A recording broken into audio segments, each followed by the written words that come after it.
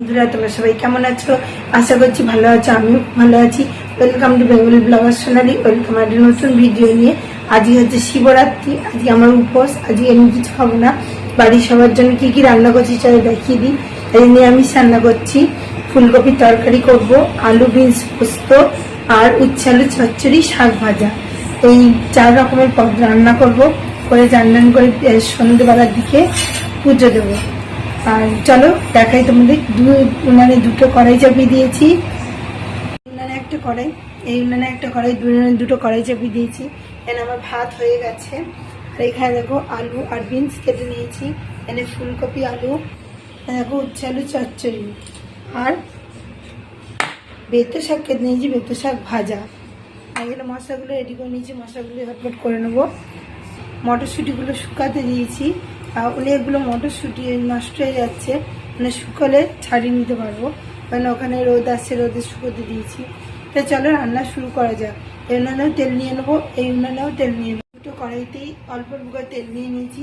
এখানে করবো ফুলকপির তরকারি, এখানে করবো আলু পোস্ত। তা চলো তেলটা ভালো করে গরম হয়নি, তারপরে আমি শিল নিয়ে মশলা করতে বসবো, এই উনানে দুটো চাপিয়ে দিয়ে। দুদিন পড়েছে, রবিবার আর সোমবার। আমি সন্ধ্যেবেলায় যেহেতু জল ঢালি, আমি আজকের দিনটাই করব, কালকে করব না। সব আয়োজন করে রাখা আছে, তোমাদের ভিডিওতে শেয়ার করব, তোমরা দেখে নিও কি কি কালকে বাজার করেছি। তা চলো রান্নাটা ঝটপট চালু করা যায়। আর এডিটিং হয়নি, ওই জন্য ওই ভিডিওটা বানাতে পারিনি, আগের দিনে ভিডিওটাই পাঠিয়েছি। দেখো বন্ধুরা, ফুলকপি আলু মটরশুঁটি সব ভাজা ভাজা হয়ে গেছে। এখানে আমি মশলা রেডি করে নিয়েছি, দিয়ে দেবো। আর এইখানে আলু পোস্তের মধ্যে পোস্ত, হলুদ গুঁড়ো, লঙ্কার গুঁড়ো, নুন সব কিন্তু আমি দিয়ে দিয়েছি, দিয়ে নাড়াচাড়া করছি। আর যতক্ষণ না ভালো করে কষানোটা হচ্ছে, চারিয়ে তেল ছেড়ে আসছে, ততক্ষণ অবধি ভালো করে কষিয়ে নিতে হবে। আর হলুদ দিলে আলু পোস্ত কিন্তু স্বাদটা অনেকটা বেশি হয়, হলুদ দিয়েই রান্না করি আমি আলু পোস্ত। আর চলো ভালো করে এটাও কষিয়ে নিই, আর এতে মশলাগুলো দিয়ে নিই। জিরে গুঁড়ো, ধনে গুঁড়ো, লঙ্কার গুঁড়ো, যা যা মশলা আমি দিয়েছি সবগুলো দিয়ে নিই। আর বাটির মধ্যে একটু জল নিয়ে আসতে হবে মশলাগুলো কষানোর জন্য। এর যতক্ষণ তেল ছেড়ে না আসছে তখন ভালো করে কষিয়ে নিতে হবে। যত বেশি কষাবো তত বেশি স্বাদ কিন্তু বাড়বে। চলো বাটির মধ্যে একটু জল নিয়ে আসি। বন্ধুরা একটু আলু পোস্ত হলে আর কিচ্ছু লাগে না ভাতের সাথে। আর যদি ডাল হয়, আজকে ডাল নেই আর অ্যাভেলেবেল নেই আমার কাছে, ওই জন্য নিরামিষ তরকারি সব কিছু করছি। আর সবজি হলে আর কিছুই লাগে না। পোস্তটা এদিকে কষিয়ে নিচ্ছি, আর কি ফুলকপি আলুটাও ভালো করে কষাচ্ছি। দেখো বন্ধুরা, এটাও ভালো করে কষানো হচ্ছে ফুলকপিটা। চারিদিকে তেল ছেড়ে এলে পরিমাণ মতো আমি জল দিয়ে দেবো, দিয়ে আবার উচ্ছে আলু চচ্চড়ি সর্ষেটা বেটে ফেলবো। আর এদিকে পোস্তটাও কিন্তু আমার কষানো প্রায় হয়ে গেছে, এর মধ্যে আমি এবার জল দিয়ে দেবো। বাটির মধ্যে আমি জল রেডি করেই নিয়েছি, যে পরিমাণ মতো জল দিয়ে দেবো। আর যেটা একটু ঝোল ঝোল করার ইচ্ছা আছে আলু পোস্তটা, আর একটুখানি জল দেবো, আলুটা সিদ্ধ হতে হবে, আর একটু মাখা মাখা ঝোলও থাকবে, খেতে কিন্তু বেশ ভালো লাগে। আজ অনেকটা সকাল সকালই রান্না করতে এসেছি। চলো এটাও কষানো হয়ে গেছে, একদিকে তেল ছেড়ে দিয়েছে, এতেও পরিমাণ মতো আমি জল দিয়ে দেবো। দেখো বন্ধুরা, ফুলকপির তরকারিতেও আমি জল পরিমাণ মতো দিয়ে দিয়েছি, আলু পোস্ততেও দিয়ে দিয়েছি। এই দুটোই এবার আমি ঢাকা দিয়ে চলে যাবো সর্ষে বাটতে। এটাও ঢাকা দিয়ে দিলাম, এটাও ঢাকা দিয়ে দেবো। দেখো থালা নিয়ে চলে এসেছি, এটাও ঢাকা দিয়ে দেবো। আর নামাবার আগে একটু ধনেপাতা দিয়ে নামাবো। তো গেল দুটো রান্না চেপে গেল। এবার আমি সর্ষেটা ঝটপট করে বেটে, এই শিরা নোড়া নিয়ে বসেই আছি, কারণ পোস্ত বাটলাম। এবার এই সর্ষেটা বেটে তরকারি আমার হয়ে এসছে। আর এখানে ধনেপাতাও রেডি আছে দেওয়ার জন্য। আর এদিকে আলু পোস্তও আমার হয়ে গেছে, আলু পোস্তটাও ঢেলে নেবো আমি। আর এখানে ফুলকপির তরকারিটাও ঢেলে নেবো। ঢেলে একটু হিং সোমবার দেবো। ঝোলটা খুব পাতলা হয়ে গেছে, পাতলা ঝোল কিন্তু খেতে বেশি স্বাদ আনে। আর এটাও একটু মাখা মাখা ঝোল রেখেছি। তো চলো দুটোই ঢেলে নিই। আমার হয়ে গেছে। আর এইখানে উচ্ছে আলু চচ্চড়ি চাপিয়েও দিয়েছি। এবার পরিমাণ মতো জল দিয়ে দেবো। কষানো হয়ে গেছে। রান্না করতে করতে কুচিনাটা হঠাৎ অফ হয়ে গেল। রান্না করতে খুবই অসুবিধা। জানলা খুলে নিয়েছি, কুচিনা অফ হয়ে গেছে। কদিন ধরে একটু ডিস্টার্ব করছে, সারাতে হবে। সারালে হবে না, রান্না করার অসুবিধা হয়ে যাবে। দুটো তরকারি হলো, তারপরে দিচ্ছি কুচিনা বন্ধ হয়ে গেছে। আর একটু জল দিয়ে দেবো আলুগুলো সিদ্ধ হওয়ার জন্য। সে দিয়ে আলু দিয়ে আমার চচ্চড়িও হয়ে গেছে। আজ এই 10টার মধ্যেই আমার রান্না কমপ্লিট করে নিয়েছি। এবার বাদবাকি বাসনগুলো মাজবো, কাজ টুকিটাই ছাড়বো, চান করে নেবো। চলো বাদবাকি কাজগুলো সেরে ফেলা যায়। মানে কড়াই রয়েছে, ওইদিকে একটা কড়াই, দুটো কড়াইতে ঝটপট রান্নাটা সেরে নিলাম। চচ্চড়িও কেমন হয়েছে কমেন্টে জানাতে ভুলো না। করে চলে এসেছি একবারে ঠাকুর ঘরে। ঠাকুর ঘরে এসে শিবের মাথায় জল ঢালবো, সব কিছু রেডি ঠেডি করে একবারে রেডি হয়ে চলে এসেছি। তো হচ্ছে মানে দেখাই চলো কি কি আমি রেডি করলাম। এখানে আমি ফল কেটে নিয়েছি, এখানে ফল দিয়ে দিয়েছি ঠাকুরের প্রত্যেকে। এখানে প্রদীপ জ্বালিয়ে নিয়েছি, আর এখানে ধূপ জ্বালিয়ে নিয়েছি। এখন একটা ছোট্ট ধূপ, আর এইখানে বড় ধূপ। এই যে আমার শিব ঠাকুর, দুটো শিব ঠাকুর। আর এখানে দেখো দুধ, গঙ্গার জল, দই আর ঘি, মধু একবারে মিশিয়ে নিয়েছি আমি। আর এখানে ফল নিয়ে নিয়েছি, আপেল, পেয়ারা আর শাকালু আর একটা বেল। তো চলো শিবের মাথায় জলটা ঢেলে নিই। আর দেখো শিব ঠাকুরের বই নিয়ে নিয়েছি, এটা পড়েই আমি শিব ঠাকুরের পুজোটা করবো। দেখো কি সুন্দর লাগে শিব ঠাকুরকে। আর মন্দিরে গেলেও যে ঠাকুর, আর ঘরেও পুজো করলে সে একই ঠাকুর। ভক্তিটা হচ্ছে আগে, আর ঘরেই করো আর বাইরেই করো। সে না আমি এই ঘরেই জল ঢালি এখন থেকে, আর বাইরে যাই না। ঘরেও তো ঠাকুর আছে, ঠাকুরকে মন দিয়ে ডাকলে ঠাকুর ঘরেও সাড়া দেয়। তা চলো সব রেডি করাই আছে, জলটা ঢেলে নিই। সব কিছু মিশানো আছে, ওই জন্য আমি এক্সট্রা করে মধু আর ঘি আলাদা করে মাখাচ্ছি না, এই জলের মধ্যেই আছে, সেটাই ঢেলে দেবো। তা চলো কাঁটাটাও রেডি করে নিই। আগে জলটা ঢেলে নেবো, তারপরে কাঁটা, এই যে ধুচ্চা কাঁটা।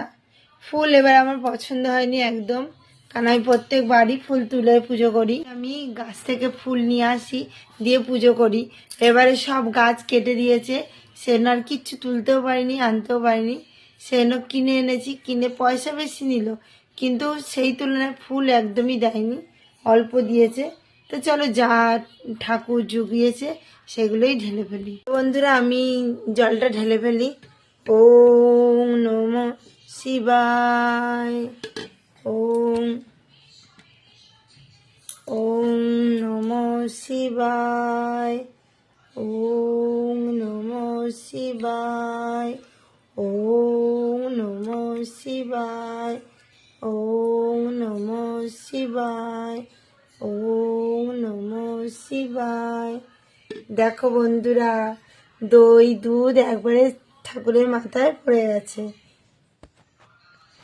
আর এইটুকু প্রসাদ হিসেবে রেখেছি, আর তো দেওয়ার জায়গা নেই, পড়ে যাবে, ওই জন্য এরকমভাবেই দিলাম। এবার মালা দিয়ে দেবো পরিয়ে, কাঁটা দেবো। কাঁটাটা আগেই আমি দিয়ে দিচ্ছি দুজনকে একসাথেই। এবার দিয়ে দেবো মালা। দেখো বন্ধুরা আমি মালা পরিয়ে দিয়েছি, এবারে ফুল দিয়ে দেবো, বেলপাতা দেবো। বেলপাতাগুলোও ভালো নেই একদম, বলছে এখন বেলপাতা ভালো পাওয়া যায় না, বেললে হয়ে যায়। চলো বেলটাও দিয়ে দিই, আর বাদবাকি ফলগুলোও দিয়ে দিই। ওম নমঃ শিবায়, ওম নমঃ শিবায়, ওম নমঃ শিবায়, ওম নমঃ শিবায়, ওম নমঃ শিবায়, ওম নমঃ শিবায়। দেখো বন্ধুরা সব ঠাকুরকে ফুল দিয়ে দিয়েছি, আর কত সুন্দর লাগছে দেখো। আর ঠাকুর ঘরে ফুল ধূপ দিলেই কত সুন্দর ঠাকুর দেখো সেজে উঠেছে। আর এইদিকে দেখো আকন্দ ফুল জটনি, তো কি হয়েছে, গাঁদা ফুলেই ভরিয়ে দিয়েছি মাকে আর বাবাকে। দেখো এইখানেও সবার মাথায় দিয়ে দিয়েছি, আমাদের গুরুদেবের মাথাতেও দিয়েছি, দেখতেই পাচ্ছ। আর এখানেও শিব ঠাকুর আছে, শিব পার্বতী, ওখানেও বেল পাতা ফুল সব দিয়ে দিয়েছি। এখানেও তারকেশ্বরের শিব আছে, ওখানেও দিয়েছি। এইখানেও একটা শিব আছে, ওখানেও দিয়েছি। তা চলো, কেমন লাগছে আমার ঠাকুর ঘরটা অবশ্যই জানিও। এবার শিবের বইটা পড়বো আর ফুলগুলো শিবের মাথায় দেব। তা চলো ব্রতকথারা পড়ে নি। আর পূজাকালে পার্বতী ও মহাদেব সর্বরত্ন বিভূষিতে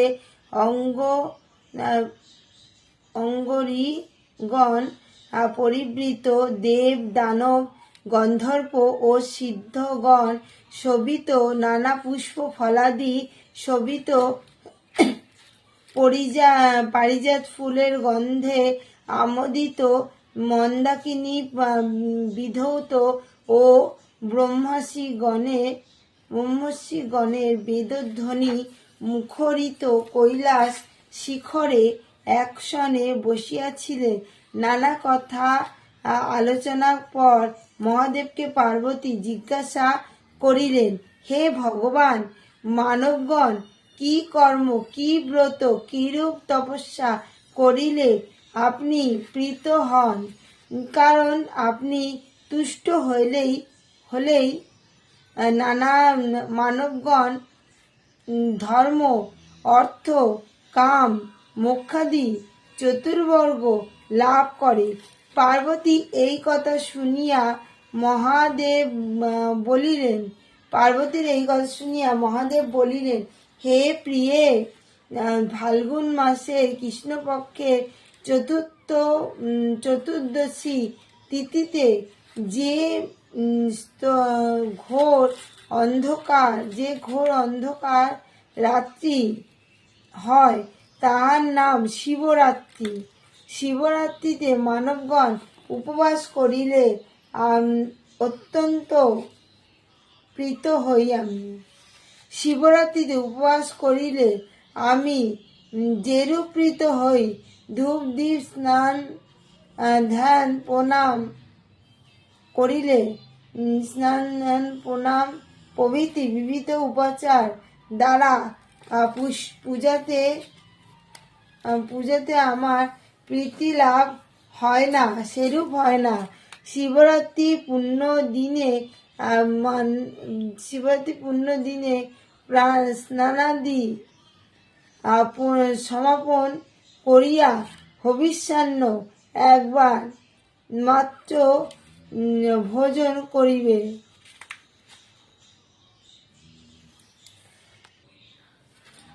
তা বন্ধুরা, চলো, আমার পুজো হয়ে গেল। আর এবার একটু কিছুক্ষণের জন্য ঢাকা দিয়ে রাখবো।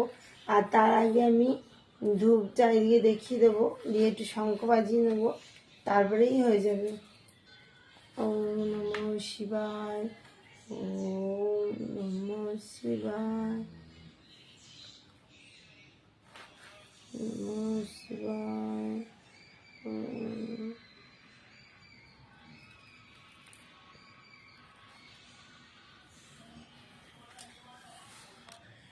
ওম নমঃ শিবায়, ওম নমঃ শিবায়, ওম নমঃ শিবায়, ওম নমঃ শিবায়। তা ঠাকুরকে ধূপ দেখানো হয়ে গেছে, ধূপটা তুলসী তলায় দিয়ে আসবো। এবার আমি শঙ্খটা বাজিয়ে নেবো, তাহলে আমার পুজো কমপ্লিট হয়ে যাবে।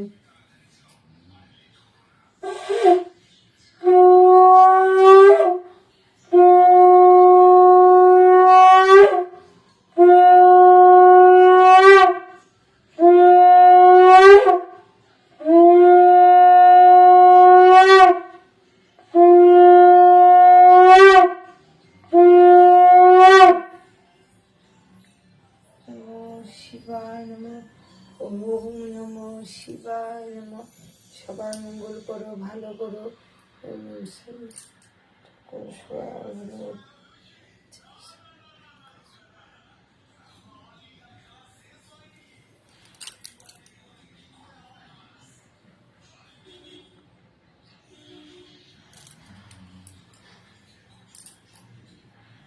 ঠাকুর, ঘরের কাজ হয়ে গেল আমার। এবার দরজাটা কিছুক্ষণের জন্য বন্ধ করে দেবো, তাহলে পরে ঠাকুর খাওয়া দাওয়া করবে, তারপর আমরা প্রসাদ গ্রহণ করবো। সাবুটা ভিজানোই আছে, সাবুটা মাখবো, খাওয়া দাওয়া হবে, চলো, মাখা হয়ে গেছে, সোজা ফল নিয়ে চলে এসেছি রান্নাঘরে।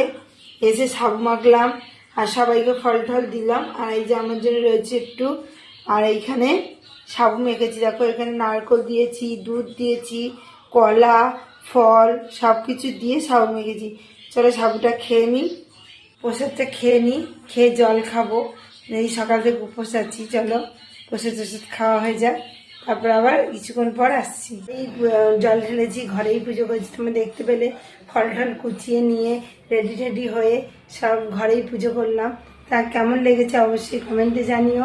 আর আমার ঠাকুর ঘরটা সাজানো কেমন লেগেছে সেটা কিন্তু কমেন্টে জানাতে ভুলো না। আগে মন্দিরে যেতাম, এখন ঘরেই। মন্দিরে যাও তাই শিব ঠাকুর আছে, ঘরেও আমার শিব ঠাকুর আছে, সেটা ঘরেই আমি ঢেলে, যা ওখানে ঢাললে পাবো সে ঘরে ঢাললেও পাবো। মনের ভক্তিটাই মেন ভক্তি, তাই আমি ঘরেই ঢেলেছি গুছিয়ে নিয়ে। তারপর দেখতেই পেলে সাবু মাখা করলাম, ফল সব খেয়ে দে। আর রাতে আর আসিনি তোমাদের কাছে, যেহেতু আর রাতে কিছু বানাইনি খাবার, সেই না আর আসিনি। খাওয়া দাওয়া শিখে এলাম। পাঁপড় ভাজা করেছিলাম কটা, সেই নল পাঁপড়গুলো, ঢেঁড়স পাঁপড়গুলো, সেগুলো ভাজা করে যে যার খেয়েছি। খেয়ে দে এবার শুতে যাচ্ছি। তা বন্ধুরা, আজ মতো ভিডিও আমি এখানে যাচ্ছি। আমার ভিডিও যদি ভালো লেগে থাকে অবশ্যই চ্যানেলটা সাবস্ক্রাইব করো, লাইক কমেন্ট শেয়ার করতে ভুলো না। বাই। কাল আবার নতুন ভিডিও নিয়ে খুব শিখিয়ে আসছি। সুস্থ থেকো, ভালো থেকো, সবাইকে ভালো রেখো।